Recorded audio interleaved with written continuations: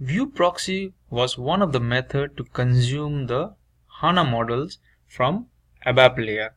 The view proxy did all the hard work of connecting to the database and executing it there. But there is also another way where you can explicitly connect to the database and write some native SQL queries and consume the HANA views. So that method is called ADBC, that is ABAP Database Connectivity. So ADBC helps to connect to any database using database specific queries, that is native SQL queries. And we need to know that ADBC is database independent. So database independent means ADBC is not the propriety of HANA. You can use ADBC even in Oracle or MS SQL database or any database. So it need not be HANA to use the ADBC. So when can we use ADBC? So if you do not have a system which is 7.4 or above, then you need to use ADBC. If you have it 7.14 or later, then always go for view proxy or the another concept called the core data services.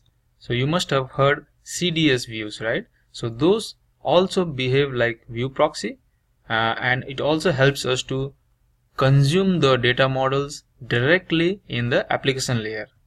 It is one of the best way to do the code to data paradigm shift.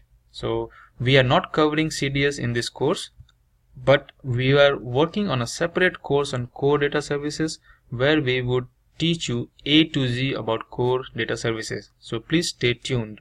Alright, we said that ADBC helps us to connect to the database. Then what is ADBC? So ADBC is an API. Now what is API? So API is a set of methods and classes. So which has some logic, and when we expose it using some framework, we can consume those APIs and do our functionality. So let's see what we have. So ADBC is an API which is set of methods and classes. So I hope you know that API means application programming interface, right? And then API is a class or group of methods of class exposed by a framework to consume and be consumed. So that is maybe a technical definition of an API. So if someone asks you in an interview, you can just say that API is a group of methods and class which does some certain functionalities. Normally when we do the ADBC programming, there are 8 steps, mandatory steps to be done, out of which I am showing you the 4 important steps.